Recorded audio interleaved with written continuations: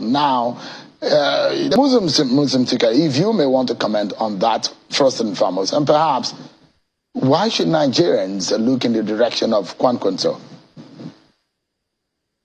Well, for Kwankwaso, thank you so much, by the way.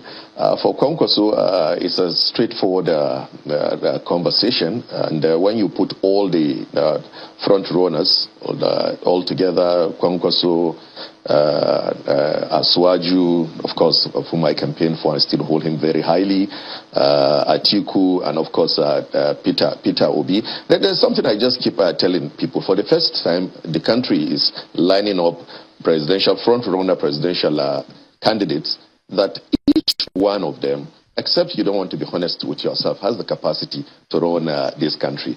But now what should be paramount is who has an edge, And I keep saying now very clearly, Kwankwaso does. And it's very easy for you to be able to draw your conclusion.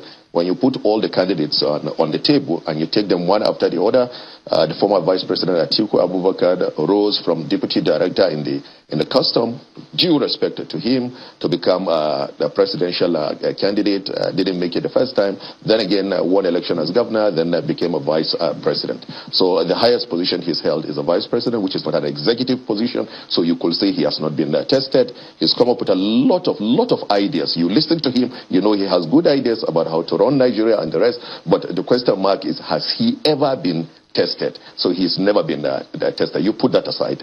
Of course, you will take Asuwaju, two-time governor of Lagos State, did excellently well. He was a senator of the Federal Republic. It stops there. Contributed extensively to our democracy, and of course has a very good business background. Peter Obi, former chief executive of a smaller bank, two-time governor. You go on to Kwankwaso. When you take the legislature, he was a former deputy speaker of the House, presiding over 600 members of the National Assembly. After that, he became a member of the Constitutional Conference, drafting the constitution that we're using now in the country. After that, went on to become governor of Kano State, 1999 to 2003, laying a solid foundation for sustainable development, which all successive government in Kano State continue to go back to tap wealth of experience to be able to implement policies that we are seeing, and that's why Kano is surviving until death. After that, he was Minister of Defense, which is part of what the country needs at the moment, that experience of somebody who has security experience. Then again, we need the international exposure. He was an ambassador. Then came back again to be a governor between 2011 and 2015, and he didn't even stop that again. Became a senator of the Federal Republic. So in all the candidates, this is not we playing politics.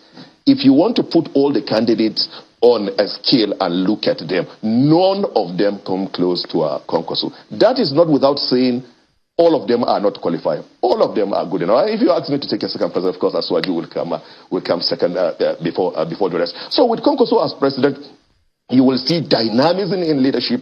You will see massive, and of course, you read it all over. People are already talking about infrastructure revolution. He's demonstrated that in Kano. He's somebody who believes in infrastructure, education.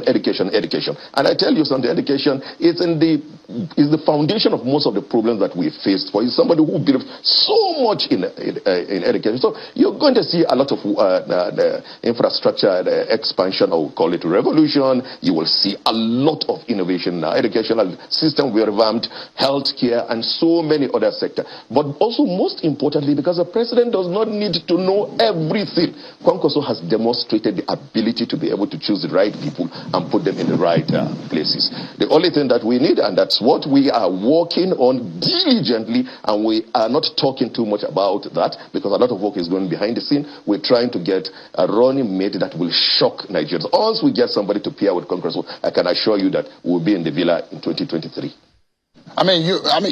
Sorry, apologies, because I understand that Mr. Ladipo Johnson is a running mate to Kwankwaso. Is he a placeholder also? Is he an interim to be replaced later? Is that what you're saying? You do not have a substantive running mate yet? Yes, we've put forward Mr. Ladipo, but at the same time, again, since we have the opening, we have the latitude of time, we're working on getting again a presidential running mate. Of course, you know, it's a matter of public knowledge that we're in talks with Peter Obi, of which we believe that it will be able to take care of a lot of things. One, to address the issue of the marginalization of the Southeast. Secondly, bringing somebody with the private sector background. Then, of course, a lot of followership that he has amongst the youths. But again, we are taking that cautiously because that has not been tested in terms of electoral value. But again, from the surface, you will be able to agree that he has a massive youth followership. So clarify to us, Honorable Jibrin. Yes. That's when you're talking about the possible alliance with Peter Obi and the Labour Party. There are those who are of the view that maybe Kwankwaso will be the running mate to Peter Obi, or is it the other way around? Well, very clearly, Kwankwaso will not be the running mate to Peter Obi. By every standard, Kwankwaso should be the presidential aspirant. Kwankwaso has more exposure, political exposure, more experience. He has a bigger profile when it comes to that. He has more experience politically on how to win the election.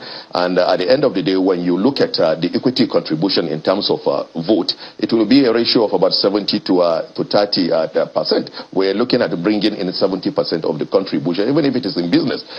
Peter Obi is experienced in business. He knows that whoever is bringing a larger chunk of their equity is expected to stay on board. But again, even if you take away the issue of the totality of vote that is expected to bring from the northern part of the country, which Kwankwaso is going to bring as the single most popular politician today in the northern part of the country, akin to, and because we've not even seen where he stopped, probably he will turn out to be even more popular than Buhari, because again, we haven't seen what where his own is going to